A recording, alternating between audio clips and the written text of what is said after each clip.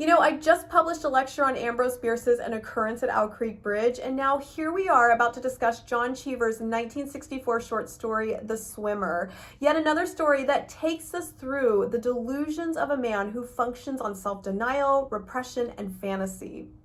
But this one is interesting in that it's a modern day ironic and almost satirical version of Homer's Odyssey, an exploration and a journey home where Neddy is greeted by the real nature of his life, emptiness, nothingness, and loneliness.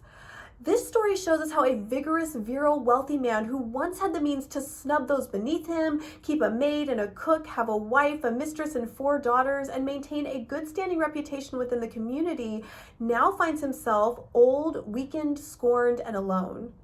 We're not told exactly, detail by detail, the plot of this transition, but we don't need the details to understand. Like Bierce does in Owl Creek Bridge, Cheever compresses a significant amount of time into a one-day odyssey, and the moments we're shown reveal exactly how Neddy Merrill found himself at rock bottom. Hey guys, I'm Dr. Whitney Kosters, Professor of English. I'm so glad that you are here because on this channel I offer full lectures on and analyses of the classic literature that you should read and will probably be asked to read at some point in your lifetime. So if you haven't done so already, please take a second to subscribe to my channel because it really can only benefit you to read these texts and know a little more about them. If you want to know the gritty truth about 20th century American suburban life and its failings, then you've got to read authors like John Updike, Raymond Carver, and most importantly, John Cheever, the Chekhov of the exurbs, and the guy who focused a lot of literary attention on life in the suburbs. And The Swimmer so expertly captures what Cheever saw as the nature of the suburbs. And he tells it in such a way that the reader, like Neddy, suddenly finds themselves in a pretty tragic and terrifying circumstance. Because really, this story is divided into 2 sections. The first half presents the image of the suburbs that we all know and see from the outside. It's a fine summer day, the neighbors are nursing their hangovers with small get-togethers, liquor and sun, things are well manicured, they're pretty and invigorating. Our protagonist, Neddy Merrill, is a father of 4 and is married to Lucinda, a woman he will eventually name his journey after. In this section of the story, Neddy is welcomed with warmth and even excitement by his neighbors, a collection of people who maintain the same social status, fake greetings, snobbery, wealth, and addiction to alcohol. In other words, in the first half of the story, the status quo is maintained, and so all is well in Suburbia. But things begin to deteriorate after Neddy, practically naked, crosses Route 424, during which the narrator says, "You might have wondered if he was the victim of foul play, or had his car broken down, or was he merely a fool?" It's here that he stands barefoot in the deposits of the highway, beer cans, rags, and blowout patches, and is exposed to all kinds of ridicule where he seems pitiful. And we're told several times at this point that there's no turning back. What's done is done. Whatever choices Neddy has made in his life, the consequences are here and there's no way to avoid them. After he crosses the highway which divides the 2 sections of the story, things begin to deteriorate in every which way. It's in the second half that Neddy, a well-to-do suburbanite whose friends all own private pools, must endure the public pool with its harsh smell of chlorine and its abusive lifeguards. And it's here that Neddy is run out of the communal pool for lack of identification. In other words, who is he? His identity as he once knew it is no more. This whole story is the perpetuation and destruction of a false belief in who Neddy believes he is. And suddenly, it's at this point that Neddy's descent becomes more apparent. It's obvious that it's autumn and no longer summer. Ned becomes cold, tired, depressed, and his trunks are loose, suggesting that he's lost weight and vitality. The guy who swam with vigor now barely finishes his swim, and his addicted body is desperate for a drink. He's snubbed by those he used to snub. Some of his neighbors' homes are for sale or overgrown by weeds, and he learns that friends have been ill or unwell. And his mistress, a woman he used to treat like dirt, is no longer crying over him like she used to, but rather telling him to grow up and refusing his request for a drink. And now, Neddy, the guy who once scoffed at pool ladders, hasn't the strength to pull himself out of the water and takes to the ladder to get out of the pool. And for the first time in his adult life, Neddy full-on feels his vulnerability, his mistakes, the vacuity of his life, and he breaks down and cries. The once vigorous, legendary figure now hobbles, paddles, and walks into the pool instead of dives. Fatigued and exhausted, Neddy completes his journey, but instead of returning home to his wife, 4 daughters, and a warm and comforting home, he is confronted with literal emptiness and darkness. His journey is achieved, but it's one that forces him to reckon with the passage of time, the loss of youth and virility, and the consequences of such an empty, static, and superficial life. It's really quite a sad and depressing story. The Swimmer is about Neddy's fall from suburban grace, but we cannot lose sight of the fact that Neddy is the face or the representative of the well-to-do suburbanite. His story is a reflection of everyone's story. I mean, one of the prerequisites of suburban living is conformity to the norms, and I mean this really seriously. Professor of sociology Laura J. Miller writes that the suburban ideal is about finding a homogeneous community of like-minded people. And advertisements that promoted Suburbia, like this one, says, "This is the good life, the ultimate in security and seclusion." Privacy also extends to the now common practice of restricting neighborhood facilities to residents, thus assuring that encounters with different kinds of people are minimized. Or this one that said, "Designed for family fun, Starlight's delightful park is not public. It belongs to the 116 lucky families that buy a home here. It's yours." In other words, suburbia is a life designed to be closed off literally from the rest of the world because it keeps the riffraff out. The riffraff being, of course, those who don't and can't conform to and maintain your set of values and image. Suburbia was a post-World War II crafted ideal and dream, one that everyone was taught to desire and strive for. It was presented as a sort of utopia, one in which leisure, family, happiness, and prosperity could exist hand in hand. In the 1950s and 60s, people desperately wanted that white picket fence and 2.5 kids because it was a marker of success and exclusivity. It was an in. But as Cheever makes plain, getting past that white picket fence did not guarantee happiness and contentment. In fact, quite the opposite it seems. The pristine image that suburbia presents is, according to Cheever, an ideal facade behind which its residents perpetuate and hide their problems. If you picked up this story and thought, what a weird concept to write about one man's attempt to swim his way through 15 pools over the span of 8 miles, I mean, you're not wrong. But what an intriguing and a clever way for Cheever to give the reader a surreal step past that white picket fence and a glimpse into an entire community that reflects the hedonism of Neddy's past life, Neddy's shallow values, Neddy's phony relations, and the superficial standards by which he has lived his entire adult life. Because really, this isn't about one man's hollow lifestyle. This is about suburbia's hollow lifestyle. This isn't a story about one man's problem with alcohol and denial. This is a story about a community's problem with alcohol and denial. They're all one and the same. In fact, look at how the story opens. It was one of those midsummer Sundays when everyone sits around saying, "I drank too much last night." You might have heard it whispered by the parishioners leaving church, heard it from the lips of the priest himself struggling with his cassock in the vestarium, heard it on the golf links and the tennis courts, heard it in the wildlife preserve where the leader of the Audubon group was suffering from a terrible hangover. And now that it's Sunday, the neighbors will respectively nurse their hangovers poolside by drinking their new pain into oblivion, and Neddy is right there with them, ironically consuming drink after drink as he's trying to show off his physical prowess of swimming the Lucinda River.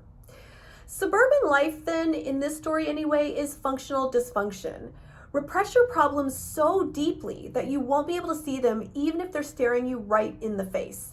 You'll be too busy drinking a gin and tonic or having an affair with your neighbor to notice. Remember, the narrator tells us that Neddy has a gift for concealing painful facts. So much so that even when his neighbors call out his misfortunes, or when he's snubbed by bartenders, or when he arrives to empty drained pools or is swimming in icy water because it's almost winter time, Neddy notices it, like he questions it, and then he dismisses it. And after being slighted at the Biswangers, people who Neddy considers way beneath him, and hearing Mrs. Biswanger gossip about how he himself had lost all his money, Neddy's solution is not to address such an accusation, but to have some sexual roughhousing with his mistress, because that is the supreme elixir, the painkiller, the brightly colored pill that would put the spring back into his step. Cheever is showing us the vacuity and emptiness and stagnation of suburban life as Neddy's community, his wife, his children, his mistress, his friends, and even the bartender now reject Neddy, either because he built these relationships on false pretenses or because he's lost his wealth, privilege, and status, resources that he needs in order to maintain the rigorous social demands of suburban living. Broken alone, Neddy is literally called a gatecrasher. He is not one of them any longer. Now, it didn't just take one day for Neddy's life to implode, right? This has been going on for years. And that's what's so striking and jarring about the way Cheever tells the story.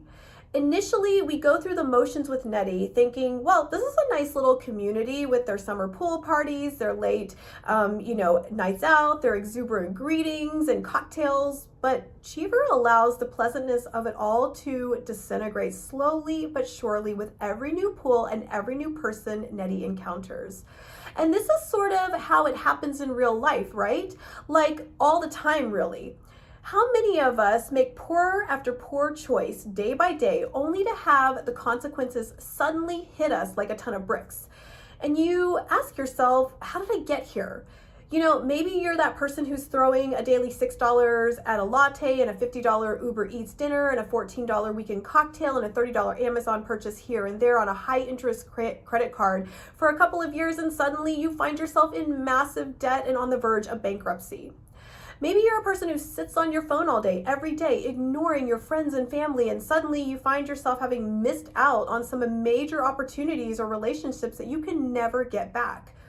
Whatever it is, my point is that it's easy to deny, repress, and justify seemingly harmless choices until one day all those choices collapse on you until you're in a real crisis. Like, you can really see life operating like this. It's a journey to get to rock bottom for Neddy, and it's a journey for him to realize all of this too. In fact, as I mentioned earlier, it is a sort of Odyssey. This story is heavily influenced by ancient myth, as Cheever himself explained that the swimmer was inspired by the myth of Narcissus, the beautiful Greek figure who, having been so captured by his own image reflected in the water, drowned himself in an attempt to kiss himself. And Neddy is certainly narcissistic, thinking of himself as legendary, an explorer, a man with a destiny, a man who would make a contribution to modern geography. And as he slides down his banister that morning, he smacks the backside of a statue of Aphrodite with the gusto of a man in his prime. But of course, remember, it's all coming to an end. The narrator compares Neddy to a summer's day, particularly the last hours of one. And then, of course, this story is a modern-day version of Homer's Odyssey, a journey home after traversing the perils of pool parties, alcohol, highways, the fakery and scorn of his neighbors, and the decline of what once was. If you've read the Odyssey, then you'll remember that Odysseus leaves to fight the Trojan War in pursuit of Cleios, or renown and honor, and to save Queen Helen. Neddy leaves his wife at the Westerhazys in pursuit of a 20th century day version of Cleios, hoping to make a contribution to modern geography and prove himself the legendary figure he thinks he is. Like Odysseus, who travels across lands and seas, Neddy encounters a variety of people, from his social equals to those he looks down upon, lifeguards, traffic, and the public, and he battles them in the best way possible. Both Odysseus and Neddy are explorers who scholars have made comparisons between, discussing the similarities between Odysseus's ventures into the underworld with Neddy's fight with traffic and his rather unpleasant experience in the modern day underworld for a suburbanite. The public pool, filled with its jarring sounds, screaming people, and overwhelming smell of chlorine to keep the collection of bacteria dead. This journey into the underworld, as I mentioned earlier, is a point of no return. Odysseus, of course, faces monsters, sirens, cannibals, and pretty adventuresome battles, whereas Cheever sort of satirically makes Neddy deal with some lifeguards yelling at him and some traffic, which he gets through only because an old guy stops and lets him through. Cheever is clearly poking fun at the suburban mentality, and he's showing us that Neddy has lived such a closed-off life for so long that such things are really quite terrifying to a man who is accustomed to his servants and the pristine private pools of his community. While Neddy is in the public pool, the narrator even says, Neddy remembered the sapphire water at the bunkers with longing and thought that he might contaminate himself, damage his own prosperousness and charm by swimming in the smirk. In spite of all this, Neddy does experience real misfortunes, and his journey reflects them from the increasingly inclement weather, the empty homes, his sick friend, his desperate need for money, his physical weakness, the community's increasingly unfriendly attitude toward him, etc. The farther into his journey, the easier it is to see exactly how Neddy ended up alone. Look at the generic greetings that Neddy receives in the beginning when all is fine and dandy. Oh, look who's here. What a marvelous surprise. When Lucinda said that you couldn't come, I thought I would die. The characters speak in those understood generic sayings that are said for the sake of fulfilling the social obligation. In fact, even though Neddy knows everyone, in his opinion, well enough to go swim through their pools uninvited, it's clear that he really doesn't know them past a superficial level. And some of them he disdains for not comprehending the rigid and undemocratic realities of their society. So when Grace Biswinger shares that the Merrills went broke overnight and had nothing but income, we see the sort of standards that led to Neddy's ostracization, but also understand that Neddy was an enforcer of such superficial standards too. We learn that Neddy cheats on his wife and then doesn't even treat the mistress kindly, looking at her pool as one who enjoys the possessions of his mistress with an authority unknown to holy matrimony. And that he is addicted to alcohol, needing a drink at every turn like a beggar on the street. After putting his family responsibilities, finances, and time at the expense of such a hedonistic and empty lifestyle, Neddy is forced to ask himself if he had so disciplined his memory in the repression of unpleasant facts that he had damaged his sense of the truth. Share with me your thoughts on this story, and if you have the time, you should definitely check out the 1968 film adaptation, The Swimmer, starring Burt Lancaster, a film that explicitly says, when you talk about the swimmer, will you talk about yourself? Ugh. If this story does anything for you, let it make you more conscious of avoiding Neddy's mistakes. As always, thanks again for joining me. Please visit my page for more lectures, and please come back for more weekly lectures on the literature that continues to stand the test of time.